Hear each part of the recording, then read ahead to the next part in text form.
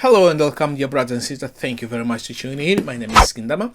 I'm your host, and welcome for those who are here for the very first time, and also as well for those who will be coming here. So welcome. I'm here in the Museum of Defense, and I have been exploring this museum from the first video. There's 7 in total. This is the last video that I'm doing, and then I'm here trying to give you a history about the conflict that took place in this country. The first man that you saw there, that was the former president Agostinho Neto. He is the one who got independence, but it created conflict in the country uh, because of him and the others. They were so um, um, what's the word I can use it. They were so eager to have power, and they didn't want to really talk the way he stole the election. Well, I mean, he was not even elected.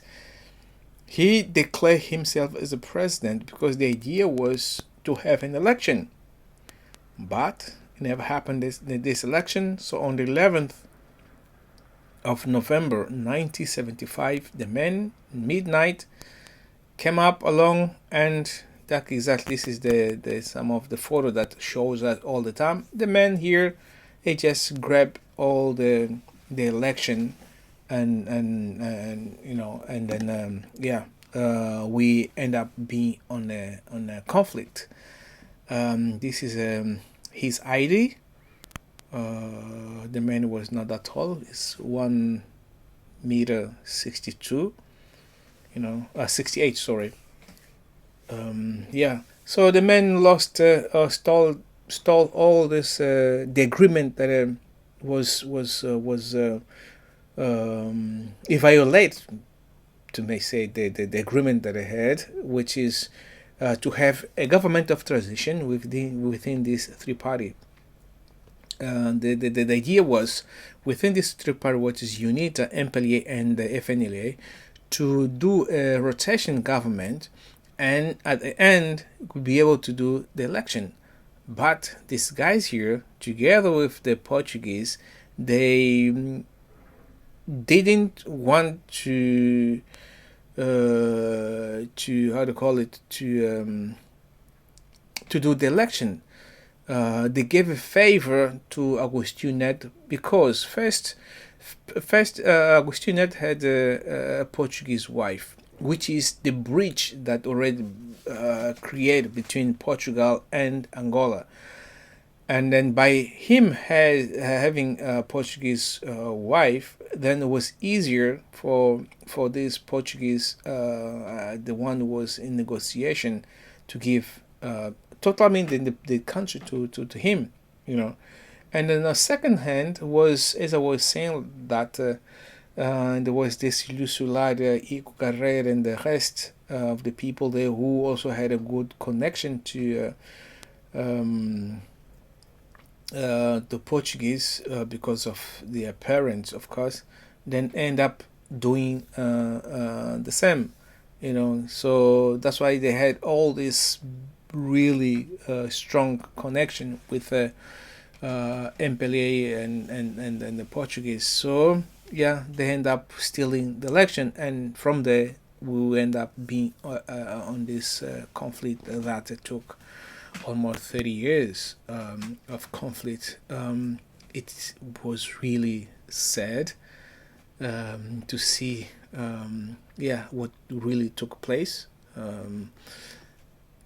According to the history, the man was assassinated in Russia due to the fact that they said that he was sick and then went to Russia to do a surgery on his heart, and from there he never came back alive. He was dead. But also the history that we heard is he was trying to have a connection or contact with Savimbi in order to have the peace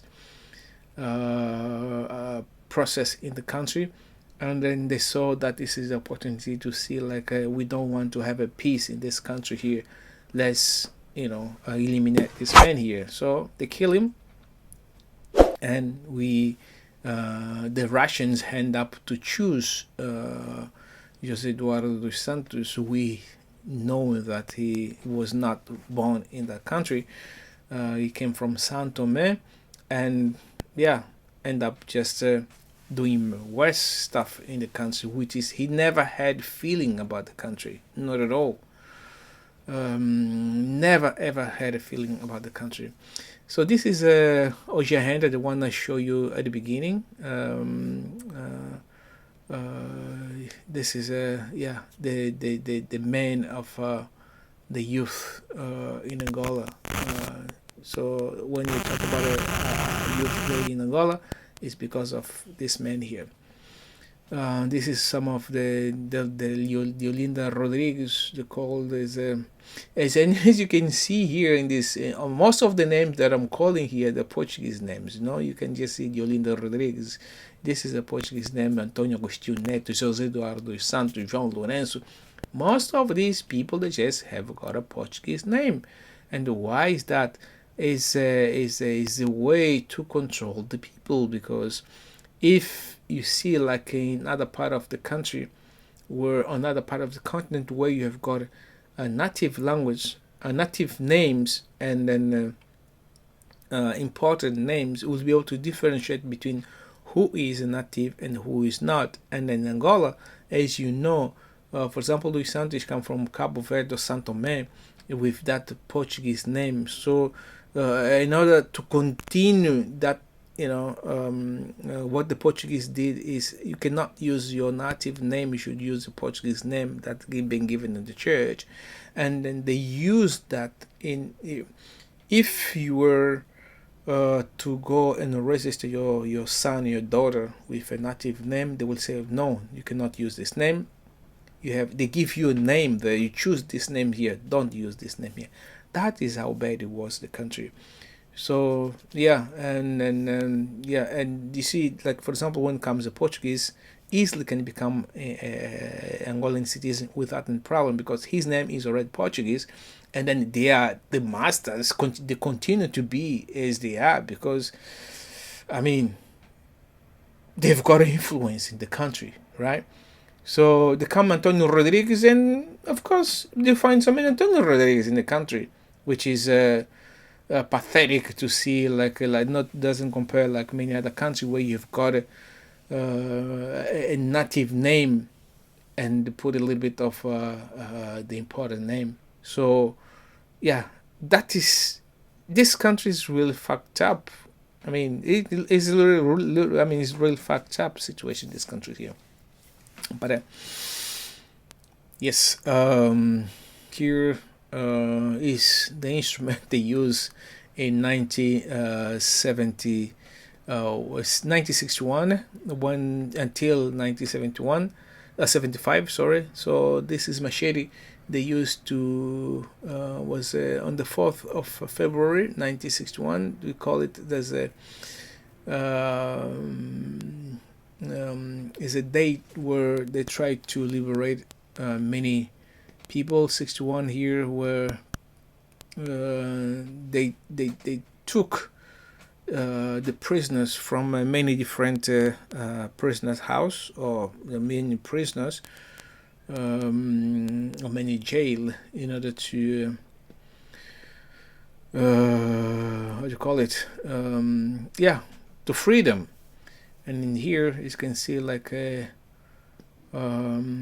yeah, things people's head and stuff like that that were killed in 61 by, I think, some of Portuguese and some other people as well. They've done that.